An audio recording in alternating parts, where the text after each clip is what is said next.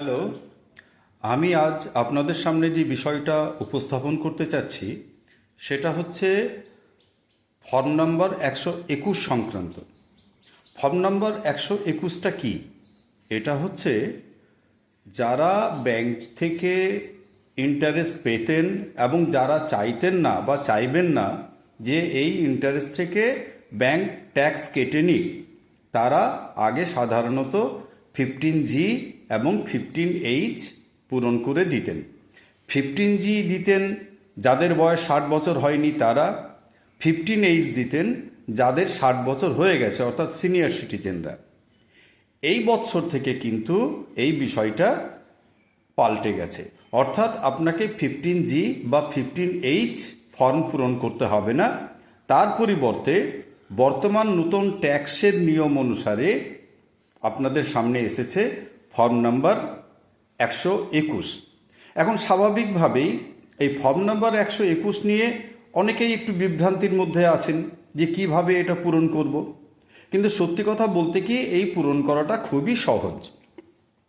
কিছু কিছু মানুষ তারা হয়তো ভেবে উঠতে পারেন না যে এই ফর্মে যে ট্যাক্স ইয়ার লেখা আছে সেটা কি, বা এই 121 ফর্ম অন্য কোথাও জমা দেওয়া হয়েছে বা কত টাকার সেখানে সুদ দেখানো হয়েছে, এই বিষয়ে একটু বিভ্রান্তি থাকে। খুব স্বাভাবিকভাবে সেই বিভ্রান্তি দূর করার জন্যই আমি এই ভিডিওটা আপনাদের কাছে নিয়ে আসছি। এখন বিষয়টা হলো যে আপনি ব্যাংকে যাবেন, হয়তো দেখবেন কোনো ব্যাংকে 121 নম্বর ফর্ম আসেনি, আবার কোনো ব্যাংকে এখন না সেই 121 ফর্ম না আসার জন্য আপনাদেরকে সেই 15G বা 15H দিচ্ছে। আজকের আমার আলোচনার বিষয়টা হচ্ছে যে ফর্ম 121 যেহেতু নতুন, কাজেই আপনাদের মনের মধ্যে বিভ্রান্তি থাকতে পারে।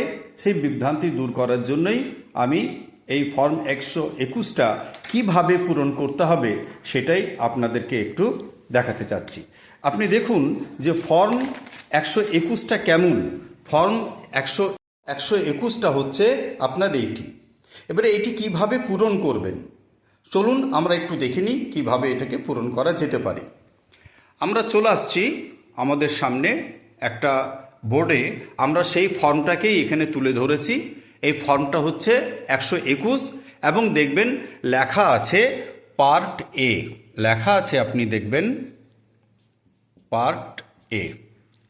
আমরা এই ফর্মটা কিভাবে পূরণ করব? আমরা প্রথমেই চলে আসছি, দেখুন প্রথম ঘরটা লেখা আছে নেম। খুব স্বাভাবিকভাবেই এই নেমটা আপনি কি করবেন, আপনি এখানে লিখবেন, কিন্তু নাম লিখতে গিয়ে আপনি পুরো নামটাই লিখবেন। এখানে কিন্তু কোনো সংক্ষিপ্ত নাম চলবে না।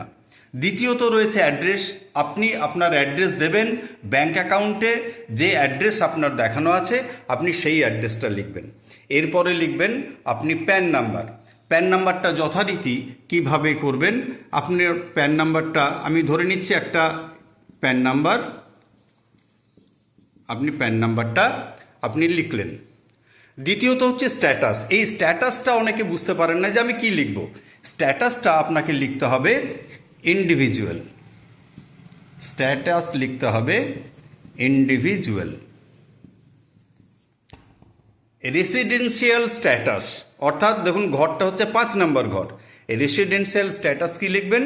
রেসিডেন্সিয়াল স্ট্যাটাস লিখবেন রেসিডেন্ট,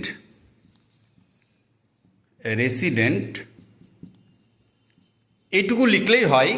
এবারে ইনকাম ট্যাক্সের আরও সুনির্দিষ্টভাবে বলতে গেলে রেসিডেন্ট ইন্ডিভিজুয়াল বলতে হয়, individual.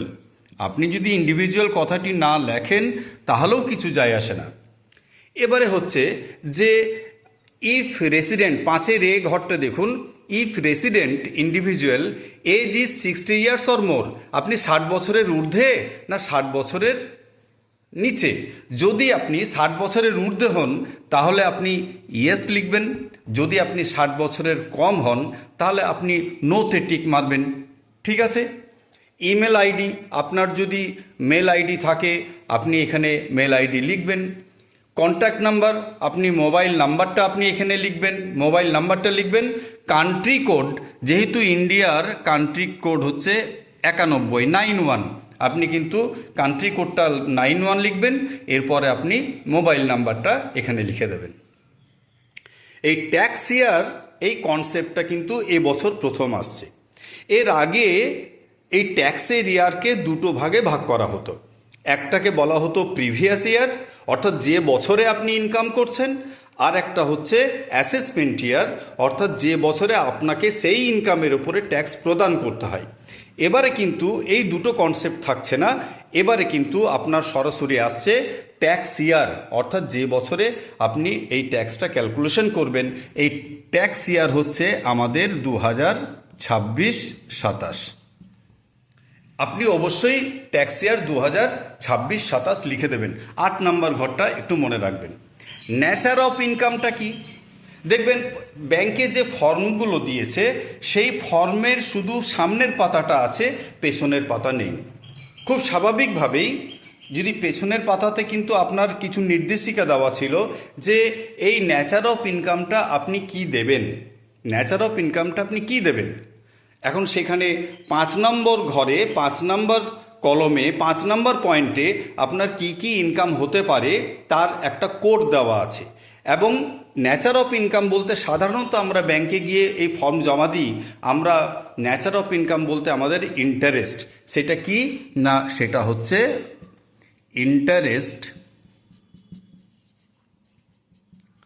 Interest on deposit, interest on deposit, অথবা এটা সেভিংসও হতে পারে।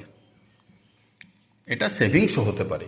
আপনার যদি প্রচুর সেভিংসে টাকা থাকে তাহলে সেই ইন্টারেস্টটাও আপনার এখানে কিন্তু আসবে, তবে জেনারেলি এটা ইন্টারেস্ট অন ডিপোজিটটাই হচ্ছে আসল। এই ইন্টারেস্ট অন ডিপোজিটের ক্ষেত্রে একটা বিষয়, বর্তমানের যে ট্যাক্সের নিয়ম সেখানে কিন্তু দেখা যাচ্ছে যে যারা সিনিয়র সিটিজেন নন তাদের ক্ষেত্রে 50,000 টাকা ইন্টারেস্ট পর্যন্ত ব্যাংক কোনো ট্যাক্স কাটবে না, এবং যারা সিনিয়র সিটিজেন তাদের ক্ষেত্রে 1 লাখ টাকা পর্যন্ত কিন্তু কোনো ট্যাক্স কাটবে না। খুব স্বাভাবিকভাবেই আমরা কিন্তু সবসময় মনে করি যে যদি ব্যাংক কোনো ভুল করে দেয়, যদি কেটে নেয়, অতএব ট্যাক্স যাতে না কাটে সেই জন্যই তো আমরা 121 নম্বর ফর্মটা দিচ্ছি। খুব স্বাভাবিকভাবেই আমরা এখানে নেচার অফ ইনকামটা যা লিখব সেটা হচ্ছে ইন্টারেস্ট অন ডিপোজিট। এবারে estimated income for which declaration made, আমার ইন্টারেস্ট অন ইনকাম থেকে যাতে করে ট্যাক্স না কাটে সেই জন্যই তো আমরা এই ফর্মটা দিচ্ছি। সেই ইন্টারেস্টটা কত, সম্ভাব্য কত হবে, তাহলে আপনাকে একটু হিসেব কষে দেখে নিতে হবে যে আপনার মোট ইন্টারেস্ট, আপনি যে ব্যাংকে এই 121 নম্বর ফর্মটা জমা দিচ্ছেন সেখানে আপনার টোটাল ইন্টারেস্ট কত হবে আপনি সেটা লিখবেন। আমি ধরে নিচ্ছি সেটা হচ্ছে 40,000, আপনি লিখলেন 40,000। এরপরে হচ্ছে details of form 121 other than this filed during the tax year if any, অর্থাৎ আপনি যে ব্যাংকে এসেছেন 121 নম্বর ফর্ম জমা দিতে, আপনার তো অন্য ব্যাংকেও আপনার টাকা ডিপোজিট থাকতে পারে, তাহলে অন্য ব্যাংকেও আপনাকে 121 নম্বর ফর্ম জমা দিতে হবে।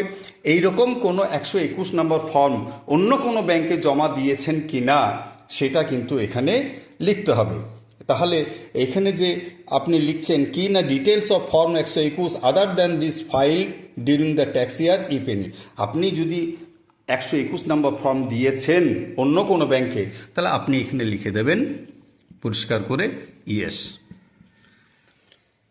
আপনার থাকতে পারে আপনি যে ব্যাংকে এসেছেন, ধরুন আপনি ইউকো ব্যাংকে এসেছেন, তাহলে ইউকো ব্যাংক ছাড়াও আপনার স্টেট ব্যাংকেও হয়তো টাকা আছে, আপনার হয়তো এইচডিএফসি ব্যাংকেও টাকা আছে, তাহলে দুটো ব্যাংকে আপনি 121 আপনি দেবেন। তাহলে টোটাল নাম্বার কতগুলো 121 দিয়েছেন ইউকো ব্যাংক ছাড়াও, না আরও দুটো ব্যাংকে দিয়েছি, আপনি সেইখানে লিখে দেবেন 2।